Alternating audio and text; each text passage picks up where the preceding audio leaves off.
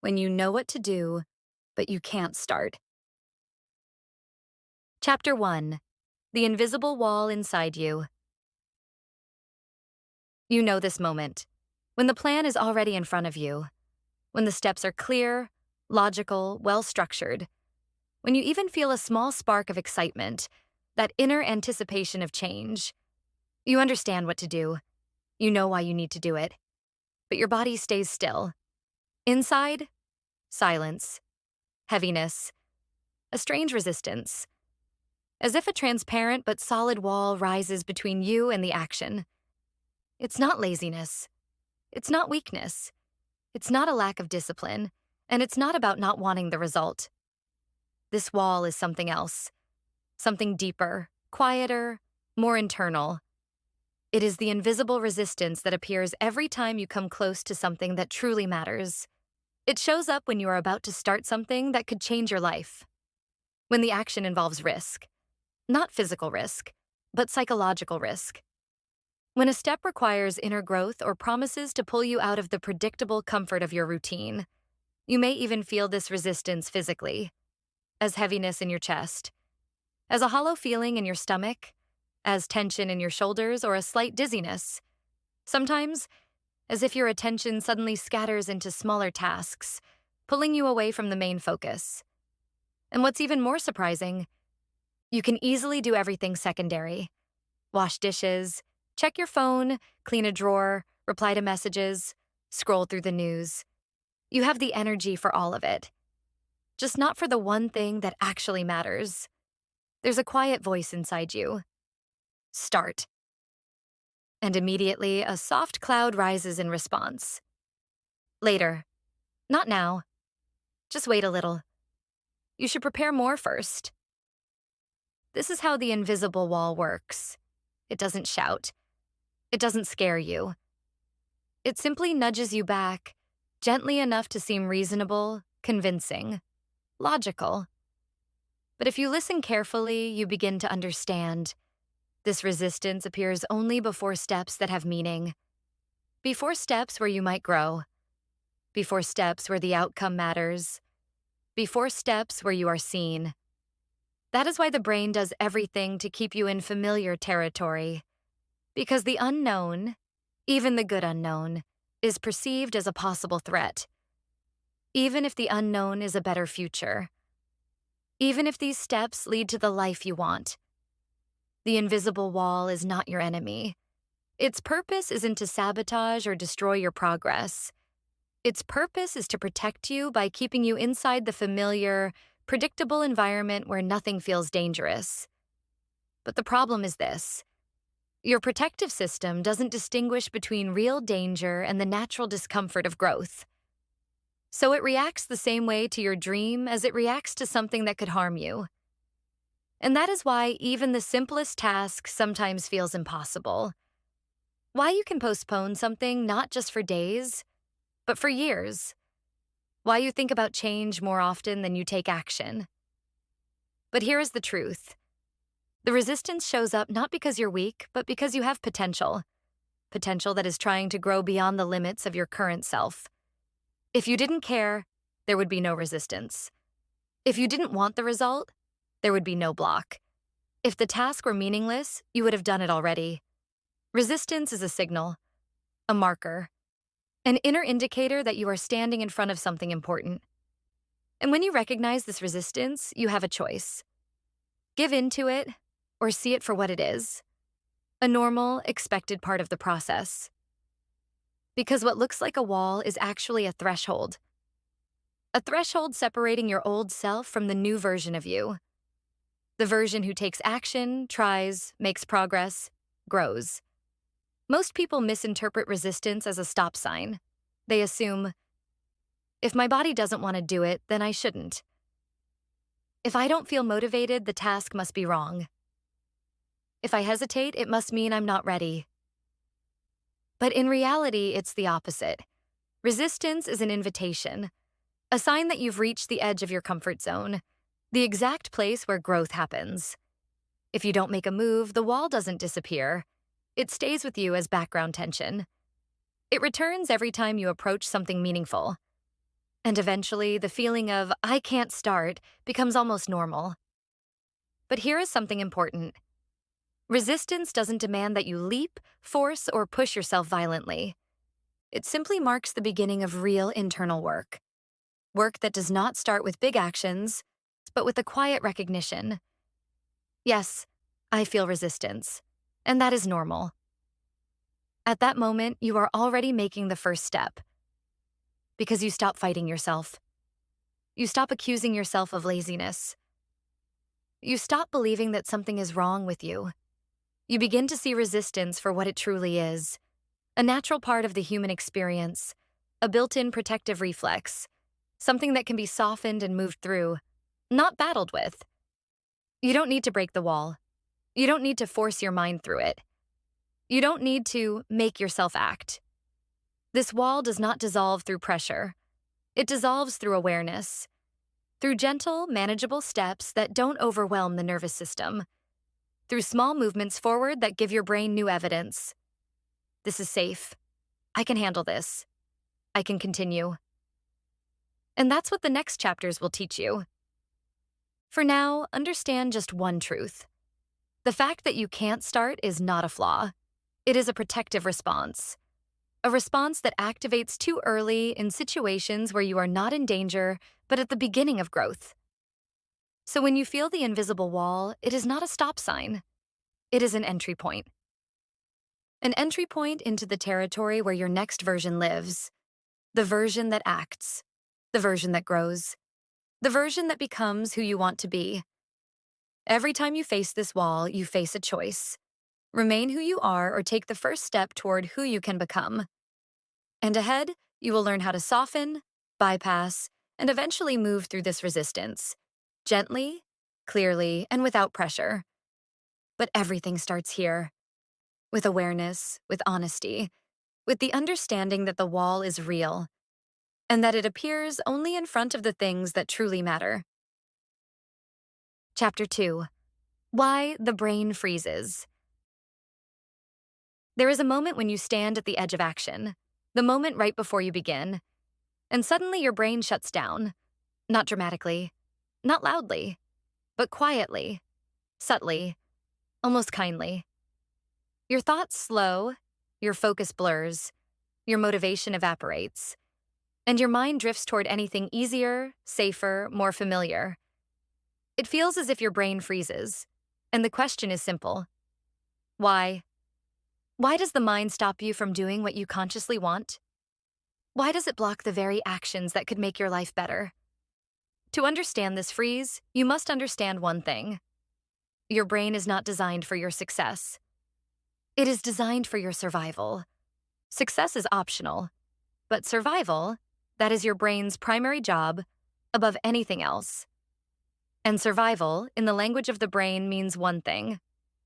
Don't do anything unfamiliar. Because for most of human evolution, unfamiliar meant dangerous.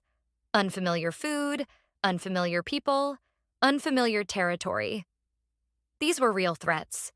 Today, unfamiliar means new goals, new habits, new skills, new levels of responsibility. None of them threaten your life, but your brain still reacts as if they might. So when you stand in front of something important, something uncertain, visible, or meaningful, your brain reads it as risk. Not logical risk, emotional risk, risk of failure, risk of judgment, risk of disappointment, risk of being seen trying, risk of changing your identity.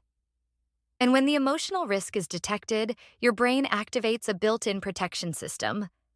A system older than language, older than logic, older than your conscious mind. This system has one job: stop you from moving forward. And it has 4 ways to do that. 1. The freeze response. The first and most common reaction is the freeze. Not panic, not fear. Freeze. Your nervous system reduces activity. Your thoughts slow down. Your motivation drops sharply. You suddenly feel tired, unprepared, or not in the right mood. This is the brain's way of immobilizing you. The same instinct animals use when they sense danger but aren't sure what to do. You feel stuck not because you're weak, but because your brain has pulled the emergency brake. 2. The avoidance loop. If the freeze doesn't stop you, the brain moves to the second strategy: avoidance. Avoidance is clever.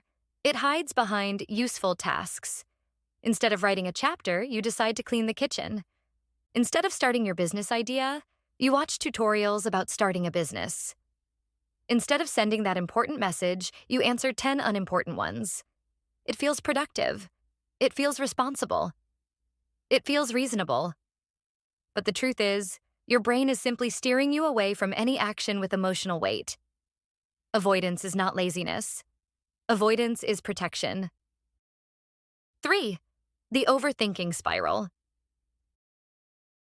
If you push through the freeze and ignore avoidance, the brain activates a third method: overthinking. Overthinking creates the illusion of progress without real progress. You start planning, replanning, rewriting, overpreparing. You convince yourself that a little more clarity is needed before you can begin. The brain loves this strategy because it feels smart.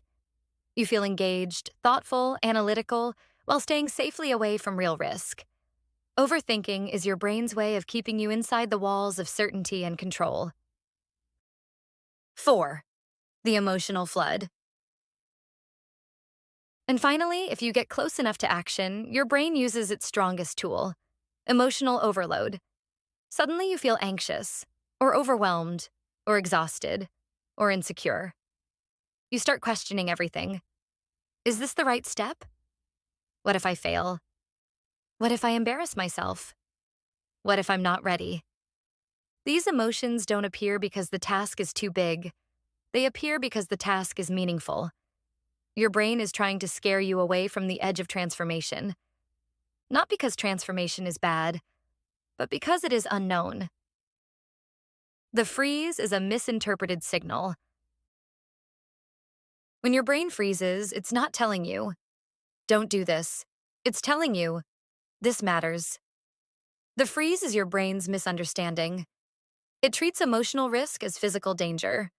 It treats growth as threat. It treats opportunity as instability. And because the brain cannot distinguish between good discomfort and bad discomfort, it chooses safety every time. Even if safety keeps you stuck. Even if safety keeps you small. Even if safety prevents your future from unfolding. The freeze is not a failure of willpower. It is simply a protective reflex firing at the wrong moment. Your brain prefers the known version of you. Your current identity, your habits, your skills, your patterns, all form a predictable system. And the brain loves predictability. Predictable means safe. Safe means familiar. Familiar means we know how to survive this. So the moment you consider acting in a way that is inconsistent with your current identity, the brain sounds the alarm. For example, you want to wake up earlier. Brain says unfamiliar. You want to exercise. Brain says new behavior equals risk. You want to record a video. Visibility equals vulnerability. You want to start a project. Uncertain outcome equals danger. You want to change your life. Unknown equals unstable. And when the alarm goes off, the brain freezes your motivation. Because if you act differently, you become different. And identity change is the biggest unknown of all. Why the freeze feels so physical. You've probably noticed that your resistance is not only mental, it's physical. That's because your brain and body are deeply interconnected. When resistance rises, your heart rate changes, your breathing becomes shallow, your muscles tense, your energy drops, your focus narrows. These changes are part of a primitive survival response. Your body is preparing for threat, even when the threat is simply sending an email, starting a task, or making a decision. Your brain doesn't care about logic. It cares about safety. And it believes that doing nothing is the safest choice. The freeze is not there to stop you. It's there to protect you. This is the key shift. Your brain is not fighting you. It is protecting you. Protecting you from failure, rejection, judgment, effort that might not pay off, emotional discomfort, any situation where the outcome is unclear. This protection reflex is automatic. You do not choose it. You do not control it. You do not create it. You simply experience it. And the moment you understand this, something powerful happens. You stop blaming yourself. You stop attacking yourself. You stop interpreting the freeze as a personal flaw. Instead, you begin to see it as a predictable, manageable response of a brain doing its best to help you survive, even if its methods are outdated. The freeze means you are on the right path. This is the deeper truth. Your brain freezes only when you approach something meaningful, something with emotional weight, something with potential. If you feel no resistance, it usually means the task doesn't matter. Resistance appears only at the edge of expansion. So when your brain freezes, it is actually signaling. You are stepping into your next chapter. Freezing means you are approaching transformation. Freezing means you are near a breakthrough. Freezing means you are moving beyond who you have been. This is not a stop sign. This is proof that you are exactly where you need to be. What happens next? In the next chapter, you will learn how to soften this freeze, not by fighting the brain, not by forcing motivation, not by pushing yourself aggressively, but by understanding the science behind resistance and applying gentle techniques that calm the nervous system, signal safety, and give you the ability to act even when your brain hesitates. You will learn how to move forward without pressure, without overwhelm, without fear. And step by step, you will teach your brain a new truth. Growth is not danger. It is your next evolution. Chapter 3. How to unblock yourself.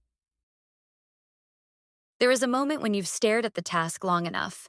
A moment when thinking, circling, doubting, analyzing stops being helpful and starts becoming its own mental cage. You feel the pressure in your chest, the heaviness in your limbs, the swirl of thoughts that pull you in every direction except forward. And then, almost quietly, a question appears. How do I break this? How do I finally start? Most people believe they need motivation, or a perfect plan, or the right emotional state. But unblocking yourself doesn't begin with the mind. It begins with something far deeper, something most people never learn. You start by changing the state of your nervous system, not by forcing your mind to obey. Your brain cannot take action when it feels unsafe. It cannot focus when the task feels like a threat. It cannot begin when your body is sending signals of danger, overwhelm, or resistance. So the question is no longer how to push myself, but how to remove the internal stop signal.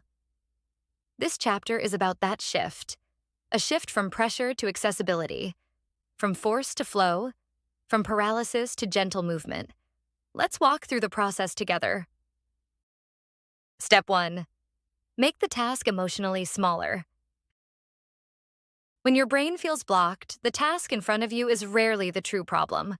The true problem is what the task represents: responsibility, expectations, judgment, possibility of failure, possibility of success, change. To unblock yourself, you need to shrink the emotional size of what you're facing, not by pretending it's easy, not by lying to yourself, but by reframing it into something your nervous system can handle. Try saying to yourself, this is just one small interaction with the task. I'm not finishing it. I'm just touching it. I'm only entering the doorway, not walking the whole path. Your brain resists tasks that feel final, but it allows tasks that feel gentle, partial, and reversible. This is your first key. Switch from completing to approaching. When a task becomes an approach instead of a finish line, your inner resistance begins to soften. Step 2. Break the freeze physically. Procrastination is not a thinking problem. It is a physiological freeze, a biological shutdown, a protective mechanism. To break a freeze, you have to break it through the body, not the mind. Here is a simple, powerful method. Stand up, roll your shoulders, Exhale longer than you inhale. Touch something with texture. A desk, fabric, a cold surface. Move your neck gently from side to side. These movements send a message to your nervous system. We are safe. We can proceed. Your brain listens to your body's cues. If your body is frozen, your mind cannot lead. If your body moves even slightly, your mind begins to free itself. This is why so many breakthroughs happen. Not while sitting and forcing, but while walking, stretching, or adjusting your environment. Before any action, tell your body, let's wake up. And the block begins to melt. Step 3. Make the first action stupidly simple. The first action must be so small that your brain cannot interpret it as a threat. Not the full workout, just putting on shoes. Not writing the chapter, just opening the document. Not cleaning the house, just picking up one item. Your first action should feel almost embarrassingly easy. That is the point. Your brain must have no reason to resist it. Think of it this way. When a door is jammed, you don't slam it. You wiggle it. You nudge it. You give it tiny movements until the lock releases. Your mind works exactly the same way. Tiny movements unlock the system. Tell yourself, I'm not doing the task. I'm just entering the task. One tiny motion, then another, then another. Momentum is built, not declared. Step 4. Create a microscope of attention.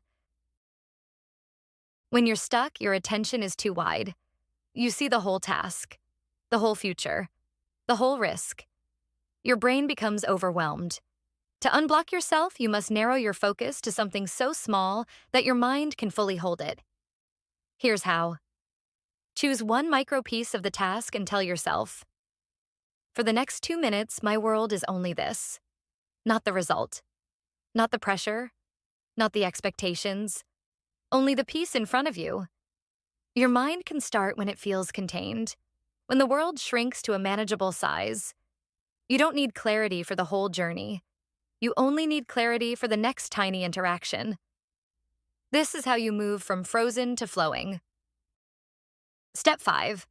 Allow imperfection on purpose. A huge part of the internal wall is the belief that your first step must be good, neat, accurate, aligned, correct. But perfection is not your friend in the beginning. It is your enemy. The purpose of the first step is not excellence. The purpose of the first step is activation. To unblock yourself, you must consciously allow low-quality beginnings. Say to yourself, this is my rough start. I'm making the first version, not the final version. The only goal right now is movement. When you remove the pressure to be good, you remove the reason your brain refuses to begin. Permission is a powerful tool. Grant it to yourself deliberately. Step 6. Make success ridiculously easy. Your brain begins to trust you when the definition of success becomes simple, attainable, and non-threatening. Instead of, I must finish this today. Try, if I interact with it for 5 minutes, I succeeded. Instead of, I must get it right. Try, if I show up, I succeeded. When success becomes easy, your brain is no longer afraid of failure. And when fear drops, action becomes possible. This is not lowering standards. This is changing the way progress begins. High standards belong at the end. Gentle standards belong at the start. Step 7. Use emotional neutrality. When you are blocked, your emotions are too loud. Too much pressure. Too much fear. Too much internal noise. The solution is not to become excited. Excitement can be another form of pressure. The solution is to become neutral, calm, detached, observing rather than evaluating. Say to yourself, I don't need to want this right now. I don't need motivation. I only need to do the next small thing. Neutrality removes emotional friction. It creates a quiet mental space where your body can move without resistance. You are no longer fighting yourself. You are simply proceeding.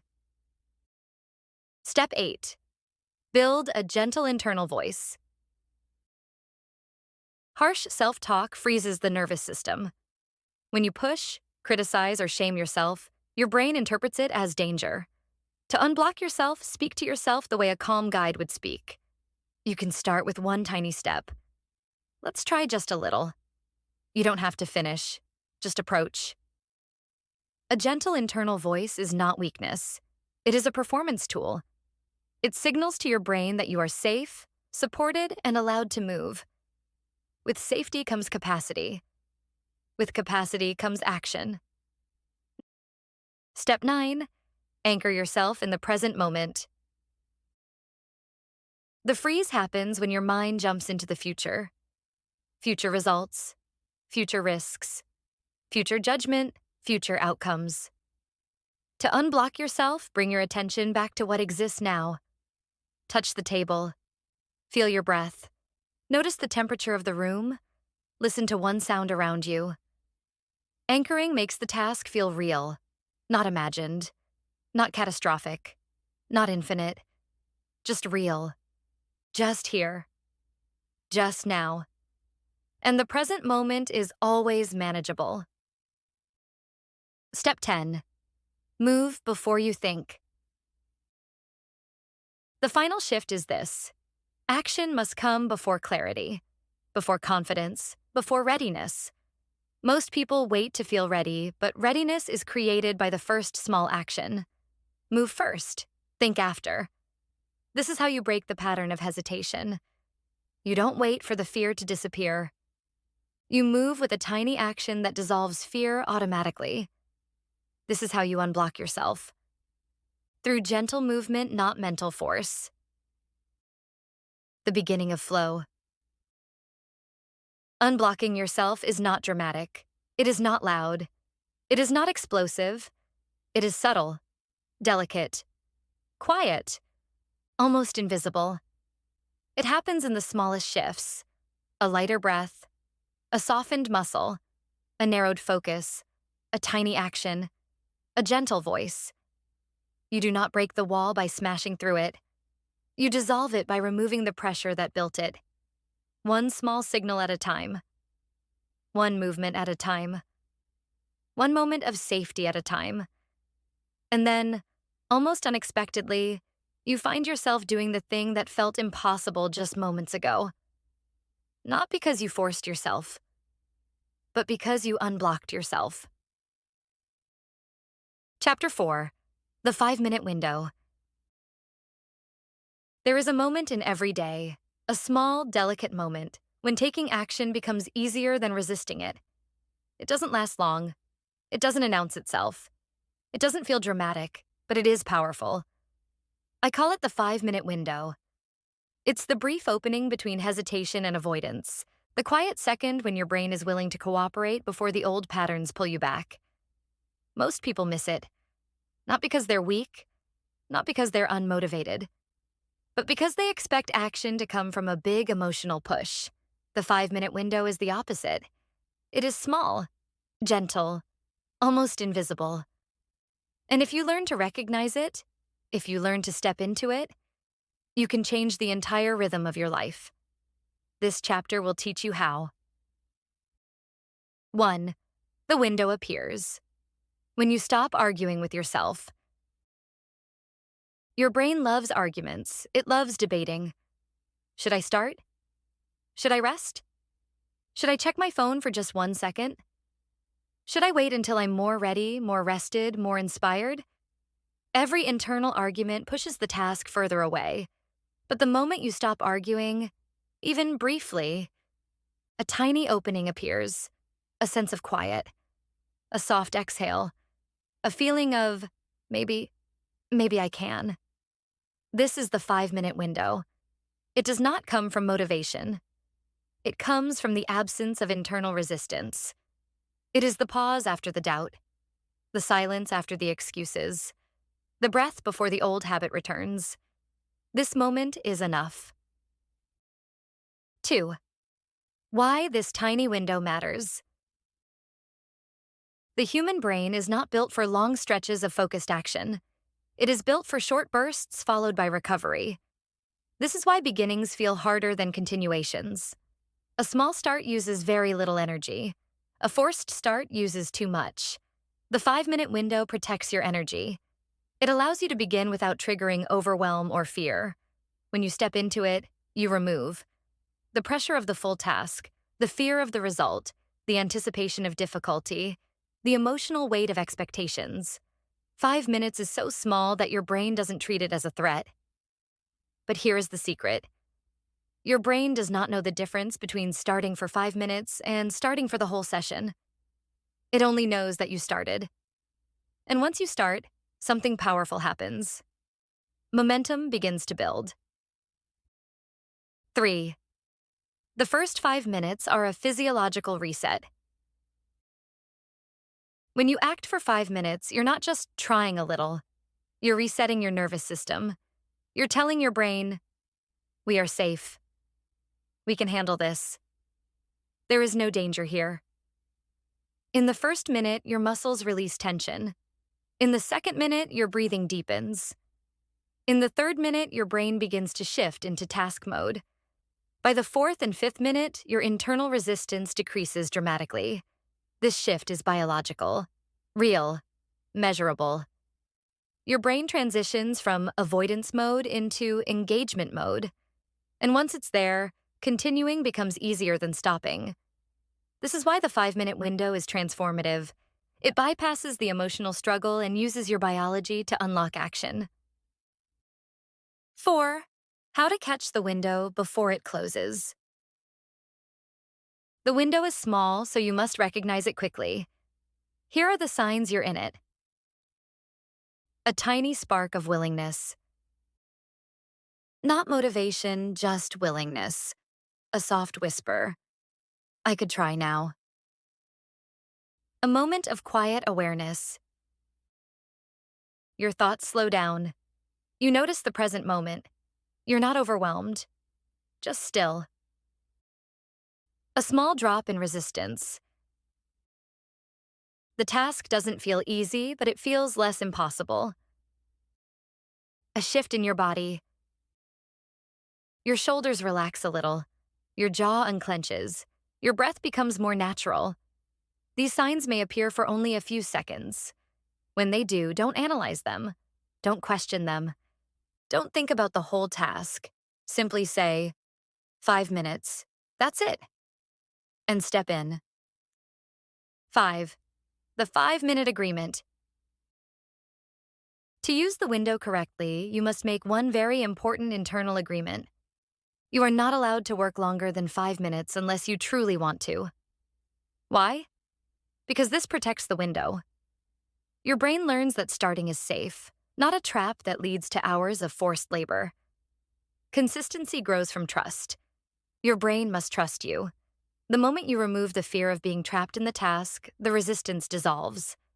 Tell yourself, 5 minutes. I'm allowed to stop. 5 minutes is success. 5 minutes is enough. You are giving your brain freedom, and freedom unlocks cooperation. 6. What happens inside the window? For the first 5 minutes, something subtle and powerful happens inside you. Minute 1. Your body wakes up. You shift from freeze to movement. Muscles loosen. Breathing steadies. The body says, we're okay. Minute 2. Your attention narrows. The world becomes smaller. The task gains shape. You begin to see what needs to be done. Minute 3. Your mind joins in.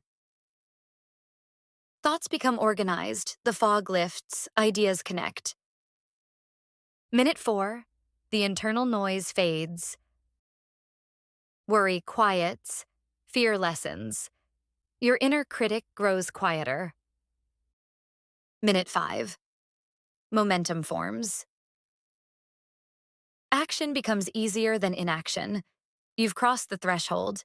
You are now in motion. You did not find motivation. You entered the window. 7. What if you don't feel like continuing? Then you stop. You succeeded. Because the real purpose of the 5-minute window is not to finish the task. It is to begin the task without fear. Sometimes, after 5 minutes, you'll naturally continue. Sometimes you won't. Both outcomes are correct. Both build trust. Both train your brain to stay open instead of shutting down. Think of it like training a muscle. The goal isn't to lift heavy every time. The goal is to build the habit of lifting. The same is true here. Every time you enter the window, you strengthen your ability to start. 8. Why the 5-minute window works when discipline fails. Discipline demands strength. Willpower demands force. Motivation demands emotion. But the window demands none of these. It meets you exactly where you are. Tired, overwhelmed, distracted, unsure. And gives you a gentle doorway into action. It removes pressure. It removes expectations. It removes the emotional weight that makes starting feel impossible. The window does not ask for power. It asks for softness. It asks you to begin the way water flows, quietly, naturally, without resistance. 9. How to build your life around these small windows. The 5-minute window is not just a technique. It can become a way of living. Here's how to integrate it. Before every task, pause for a few seconds. This creates the mental space for the window to appear. When you feel even 1% openness, act immediately. Don't wait for 100%. 1% is enough. Make your environment start-friendly. Keep things visible, reachable, and simple. The easier it is to begin, the more windows appear. Practice on neutral tasks. Folding clothes, clearing a table, opening a document, your brain learns the pattern. Celebrate the entry, not the outcome. Reward the act of starting. Your brain will seek it automatically. Over time, the windows grow wider, more frequent, more accessible. You train yourself not to fear beginnings. 10. The window is always there, even when you don't see it. Some days you'll feel no willingness, no calm, no opening, but the window still exists. Sometimes it's tiny, sometimes it's brief. Sometimes it hides behind noise, stress, or fatigue. But it is always there. You only need to catch one moment, one breath, one soft shift inside you. And from that moment, a new path opens. You step into the task. You move gently. You create momentum without force. This is how change begins. Not with intensity, but with timing. The quiet power of 5 minutes. The 5-minute window is proof that transformation doesn't require massive effort. It only requires presence. It shows you that action is not born from pressure, but from opportunity. Not from strength, but from softness. Not from motivation, but from timing. 5 minutes can reshape a habit. 5 minutes can rebuild trust. 5 minutes can open a door inside you that felt locked for years. You don't need to conquer the whole mountain. You only need to step through the small opening that appears when your resistance briefly loosens. It lasts only a moment. But that moment is enough to change everything. Chapter 5. Building Momentum. Momentum is one of the most misunderstood forces in self-growth. People think it's something loud, dramatic, powerful, a sudden wave of motivation that sweeps you into action and carries you all the way to the finish line. But real momentum is the opposite. It's quiet, steady, patient. It grows the way dawn turns into day. Slowly at first, almost imperceptibly, and then suddenly it's everywhere. Momentum is not created through intensity. It's created through continuity. And continuity is created through tiny, repeated beginnings. This chapter will teach you how to build that kind of momentum. The kind that doesn't vanish when you feel tired. The kind that doesn't collapse when life becomes chaotic. The kind that carries you forward even on days when your mind is foggy and your energy is low. The kind of momentum that becomes a lifestyle. 1. Momentum begins with what you can finish easily. Most people try to build momentum with tasks that are too big, too heavy, or too emotionally loaded. They attempt giant leaps, hoping the excitement will carry them. But excitement fades, pressure grows, resistance returns. To build momentum, you must begin with something your nervous system experiences as a win. This means choosing actions that are small enough to complete with almost no resistance, simple enough to repeat tomorrow, light enough that your brain feels safe. When your brain experiences easy completion, it sends a powerful signal through your system. This is doable. Repeat it. Momentum is built on this feeling. The feeling that the task is not overwhelming. The feeling that you can finish it without fear. One small finish today makes the second finish tomorrow easier. Two easy finishes make a third one natural. And suddenly you're moving. 2. The first few days. Gentle, not intense. When you begin building momentum, you must resist the urge to make up for lost time. Do not push too hard, set dramatic targets, work until exhaustion. Intensity kills momentum at the very beginning. In the early stage, aim for consistency, not speed. Your only job is to come back to the task every day, even if it's only for 5 minutes. 5 minutes is enough to strengthen the neural pathways that link you to the task.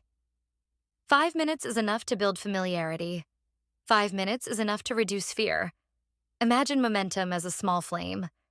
If you blow on it with too much force, you don't make it bigger. You put it out. Treat the flame gently. Feed it lightly. Give it oxygen, not pressure. In a few days, it will grow on its own. 3. Momentum grows through repetition, not effort. The brain loves patterns. When it sees a pattern repeated, it begins to automate it. This means the more frequently you start the task, even in small doses, the easier it becomes for your brain to recreate that state. Repetition rewires your system. The task becomes familiar. The fear decreases. The resistance softens. The hesitation fades. The effort needed to begin drops dramatically. You're no longer pushing yourself. Your brain begins to push you. This is the magic of momentum. What was once difficult becomes effortless because the brain has created a pathway for it.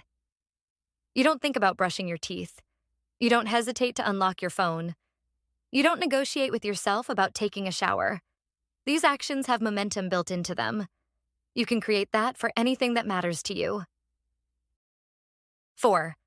Momentum requires rituals, not rules. Rules are rigid. When life gets messy, rules break. Rituals are flexible. When life shifts, they bend instead of snapping. A ritual is a gentle, consistent pattern that signals your brain.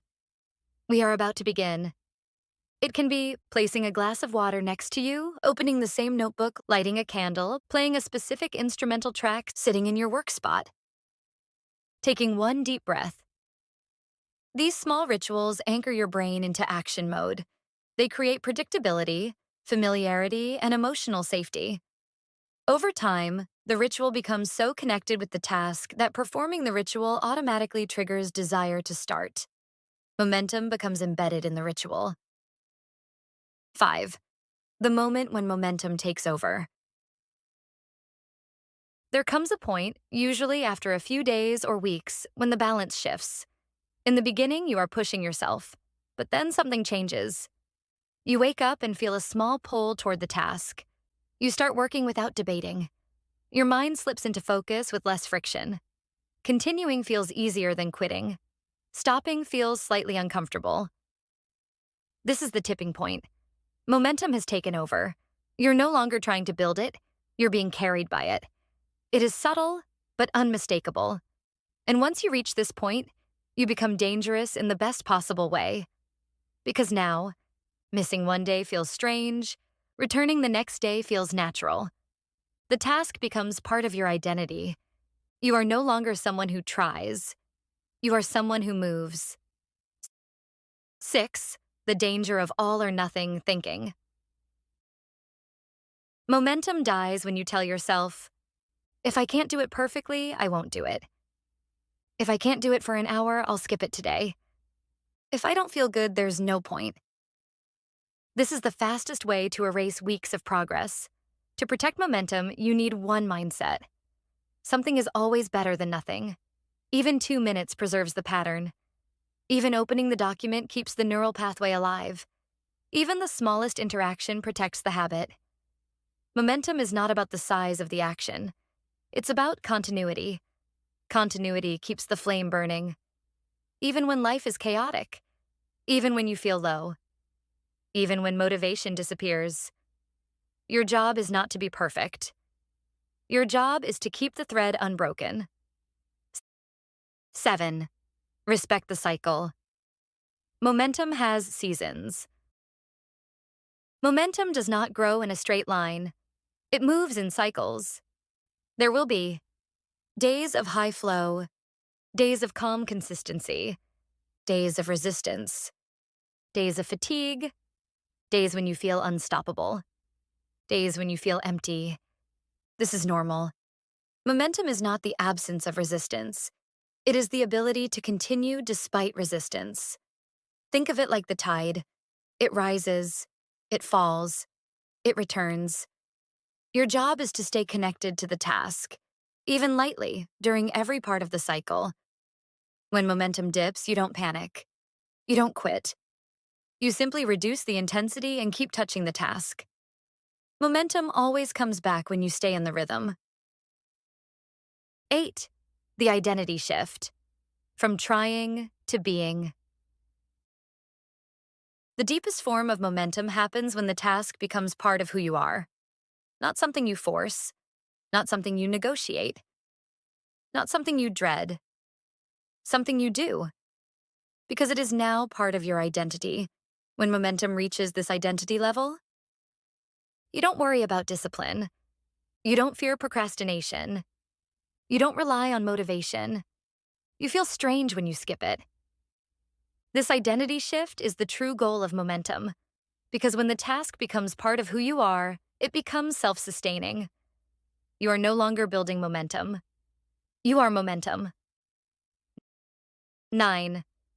Protecting momentum from external disruptions. Life will interrupt you. Things will happen. Schedules will shift. Unexpected responsibilities will appear. This doesn't destroy momentum unless you let yourself disconnect completely. To protect momentum, keep your rituals even on busy days.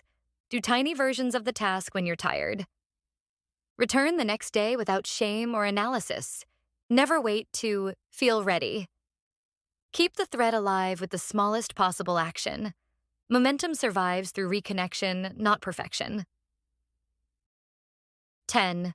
Momentum is the architecture of a new life.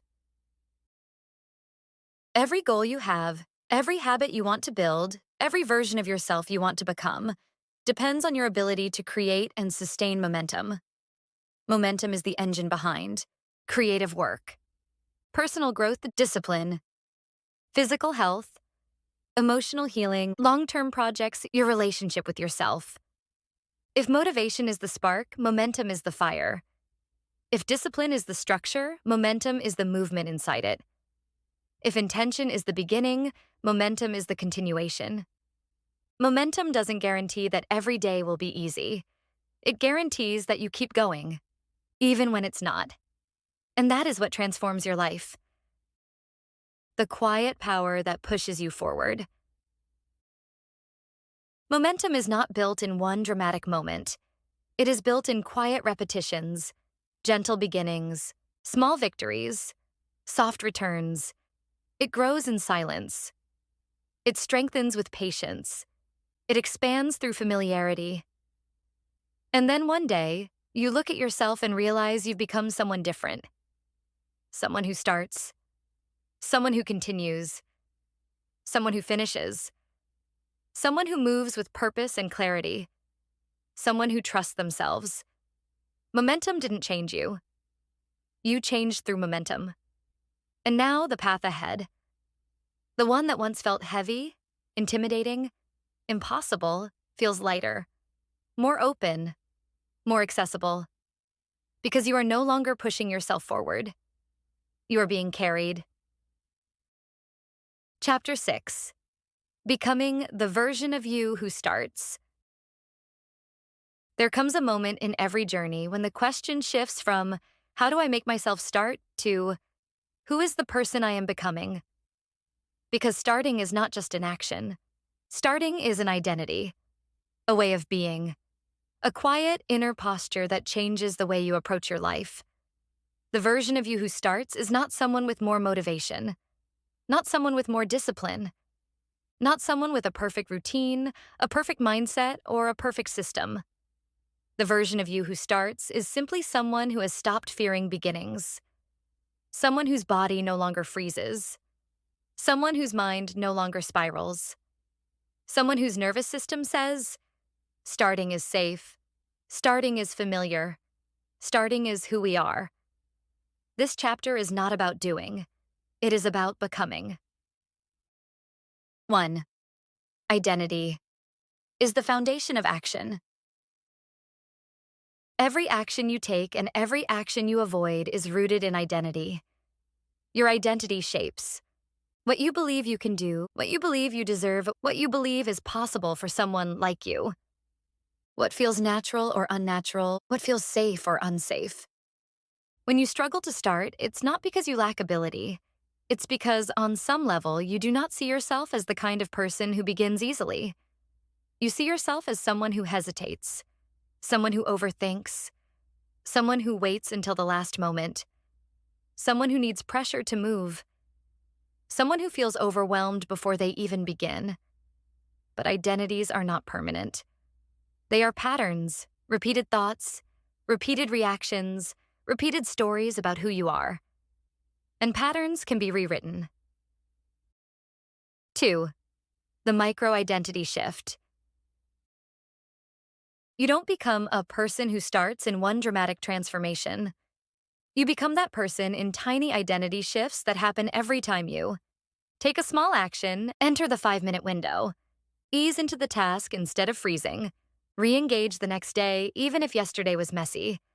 Prove to your brain that starting doesn't lead to danger. Every gentle beginning tells your nervous system, this is who we are now. And slowly, quietly, your identity begins to shift. You are no longer someone who forces yourself. You are someone who responds. You are no longer someone who avoids. You are someone who approaches. You are no longer someone who waits. You are someone who begins. These micro shifts accumulate. They form a new foundation inside you. 3. Letting go of your old self. To become someone who starts, you must release the identity of the person who didn't. Not through judgment, not through shame, not through force, but through understanding. The version of you who avoided tasks was not flawed, not lazy, not uncommitted. That version of you was protecting you. They were doing the best they could with the nervous system they had. Thank them, honor them, and let them step aside. Because you do not need the same protections now. You are learning a new way. You are becoming someone with different instincts, different reactions, different internal scripts. You cannot move into a new identity while punishing the old one. You move forward by softening, not by tearing yourself down. 4. The internal voice of a person who starts. The version of you who starts does not speak to themselves in pressure. They speak in clarity. Their inner voice sounds like, let's just begin gently. We can do a little. It's enough. We start small and we build from there. Starting is familiar to us now. We know how to move. This voice is calm, neutral, non-dramatic. It doesn't demand perfection. It doesn't predict disaster. It doesn't amplify fear. It simply opens the door and invites you to walk through. This voice is not something you magically develop. It's something you practice. Every time you speak kindly to yourself before beginning, you reinforce this new identity. 5. The physiology of a new identity. Identity does not live only in your mind, it lives in your body. A person who starts feels different physically. Their shoulders are less tense. Their breath is smoother. Their stomach is calmer. Their movement toward the task is softer and more fluid. When you embody this physical state repeatedly, your nervous system learns this is our baseline. This is how we begin things. You stop bracing for the task. You stop tightening before action. You stop treating every step as a threat. Your body no longer resists the beginning. It welcomes it. This is identity in its most tangible form. Identity as a physiological habit. 6. The beliefs you must build. Every identity is built on beliefs. Here are the core beliefs of someone who starts. Starting small is still starting. There is no shame in small beginnings. I don't need to feel ready to begin. Readiness grows after, not before. I can return even after I drift away. Momentum is preserved through reconnection. I trust myself to show up in tiny ways. Self-trust is built one micro-action at a time. Beginnings don't have to hurt. Gentleness is a legitimate strategy. I am someone who takes the first step. Identity is forged in the act. The more deeply you believe these truths, the more natural starting becomes. 7. Making starting a familiar emotion. One of the main reasons beginnings feel scary is because they are emotionally unfamiliar. The brain prefers what it knows, even if what it knows is unhelpful. But when you repeat the experience of starting, even in small ways, even for 5 minutes, you create emotional familiarity. Starting becomes recognizable, predictably safe, normal. Imagine stepping into a room that once felt intimidating. At first, everything in the room overwhelmed you. But after you enter it 20 times, 50 times, 100 times, it becomes just another room. This is exactly what happens when you repeat beginnings. You rewrite your emotional relationship with them. Beginnings lose their weight, their tension, their drama. They become ordinary. And ordinary things are easy to do. 8. The identity anchor. To become someone who starts, you need one anchor statement, a sentence that defines who you are and guides you forward. Here are a few you can choose from. I am someone who begins calmly. I move through resistance with softness. I show up, even in small ways. Starting is part of who I am. I take the first step without fear. I begin gently, and that is enough. Repeat your anchor every day before you enter the 5-minute window. Identity grows through repetition. 9. What happens when you become this version of yourself? When starting becomes part of your identity, your entire life changes. Tasks no longer feel heavy. Thoughts no longer spiral. Fear no longer freezes you. You begin to trust your ability to move through your day. Projects feel less overwhelming. Goals feel more attainable. Habits feel more stable. You stop postponing the life you want. You start living it. One gentle beginning at a time. This version of you doesn't need motivation, doesn't need pressure, doesn't need perfect conditions. They just start, quietly, calmly, naturally, and that changes everything. 10. The final transformation. Becoming the version of you who starts is not about force. It's not about pressure. It's not about becoming a tougher, more disciplined person. It's about becoming a freer person, a more grounded person, a person who trusts themselves so deeply that beginning no longer feels like a threat. The transformation is subtle. You breathe differently. You speak to yourself differently. You feel tasks differently. You move through life differently. And slowly, without realizing it, you become someone you once admired. Someone who does not wait for the perfect moment. Someone who creates it. Someone who doesn't fear the first step. Someone who takes it. Someone who doesn't freeze. Someone who flows. You become the version of yourself that your future depends on. The version that begins. the version that continues, the version that becomes unstoppable not through intensity, but through softness. This is your new identity, a person who starts. And from this identity, your entire life opens.